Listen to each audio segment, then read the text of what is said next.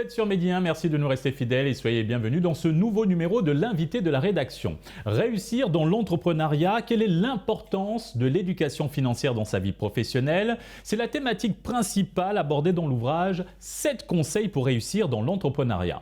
Un livre qui guide le lecteur vers les différentes étapes et bonnes pratiques à appliquer pour assurer sa réussite financière. Diouma Diouf, vous êtes l'auteur de cet ouvrage et c'est un réel plaisir de vous recevoir sur ce plateau. Merci Alexis.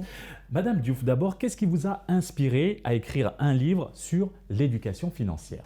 D'abord, je tiens à vous remercier de m'avoir invité sur votre plateau.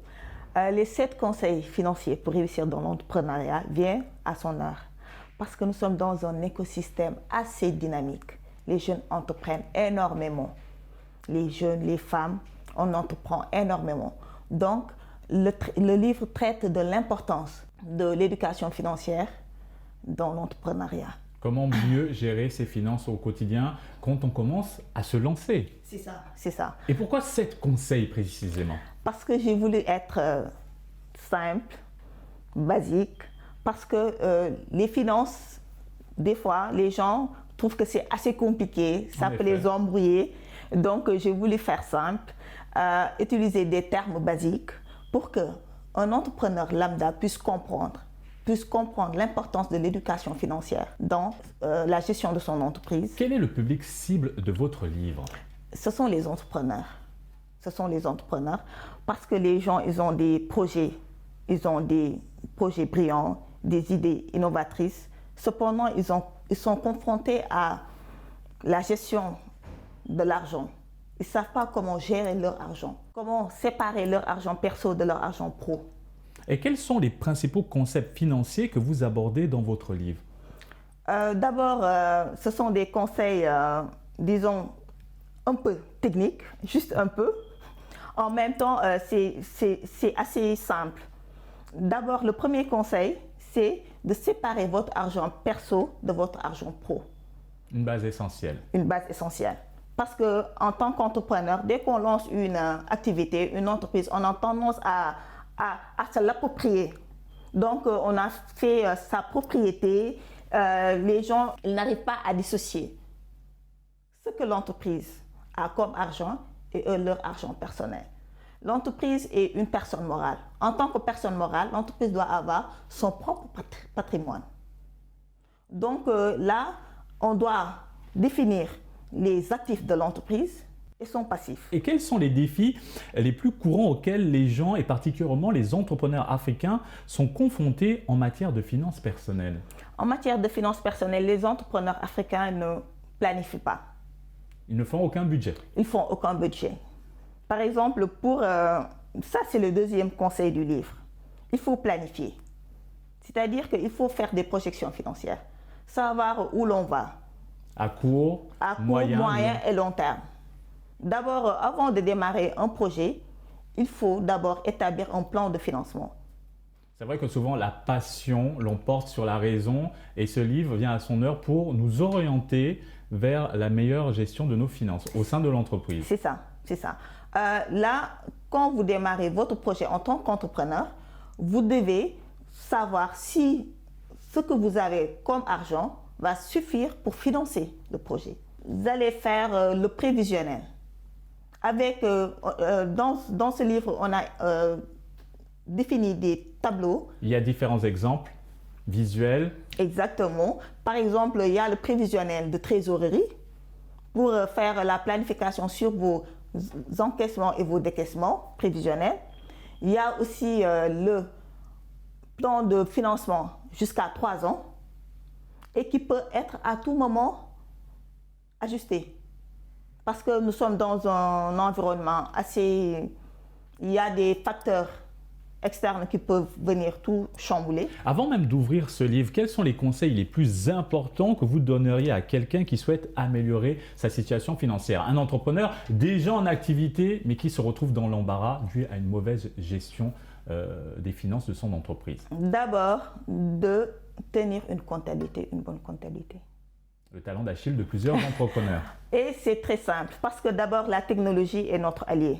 On a des outils, des logiciels qui sont disponibles D'où l'importance du digital lorsqu'on se lance dans l'entrepreneuriat, quel que soit le secteur. Quel que soit le secteur, même avec un tableau Excel, avec un fichier Excel, on peut tenir sa comptabilité. C'est la bête noire de plusieurs entrepreneurs. Pour tenir sa comptabilité, c'est assez simple.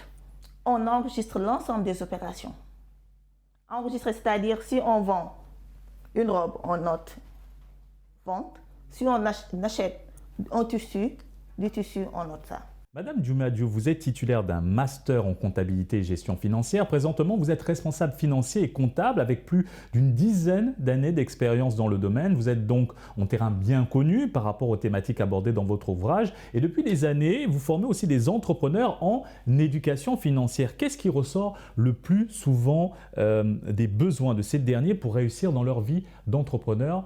On peut même parler de besoins au-delà de l'aspect financier. Pour les entrepreneurs, le problème que je détecte souvent, c'est le manque d'éducation financière.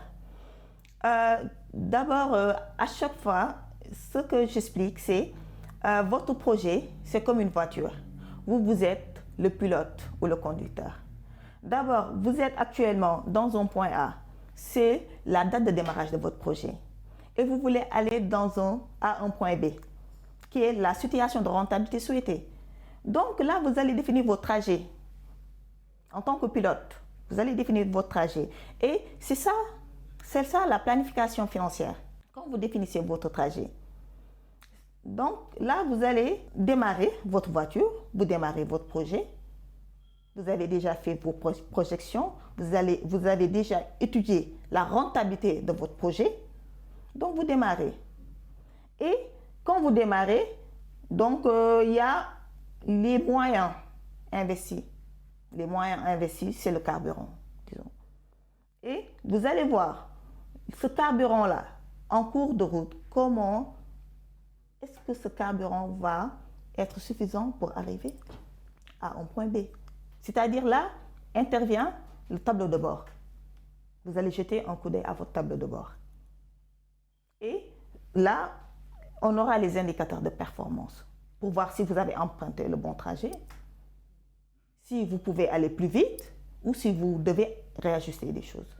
Parmi ces 7 conseils que vous abordez dans votre livre, quels sont les plus importants selon vous? Vous pouvez nous en citer 3? Tous les 7 sont importants, mais je vais en citer 3. D'abord, séparer votre argent perso de votre argent pro, parce que quand on veut gérer, il faut planifier. Et se poser une question importante que chaque entrepreneur qui lance son activité doit se poser. À quelle date mon entreprise va être rentable? D'où le seuil de rentabilité. Connaître votre seuil de rentabilité. Justement, parlons de rentabilité. Quels sont les principaux outils que doit maîtriser un entrepreneur pour assurer la rentabilité de son entreprise? La voiture a déjà démarré, il est en route, il regarde le tableau de bord. À ce moment, qu'est-ce qu'on fait?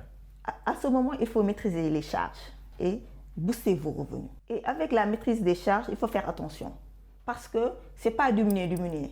Il faut voir l'efficacité. Quand on investit, il faut voir le rendement de l'investissement. Si ce que vous investissez va vous rapporter de l'argent. Madame Diouma-Diop, avant de clore cet entretien, quels sont vos projets futurs en matière d'écriture et en matière d'éducation financière? En matière d'écriture, j'aimerais bien écrire sur le leasing, le crédit bail, parce que c'est un moyen de financement. Si on veut, par exemple, si on entreprend dans l'agrobusiness, le leasing peut être une alternative pour s'équiper et aussi la finance islamique. Merci Madame Diop et merci à vous d'avoir suivi cette émission. Très bonne suite des programmes sur Média.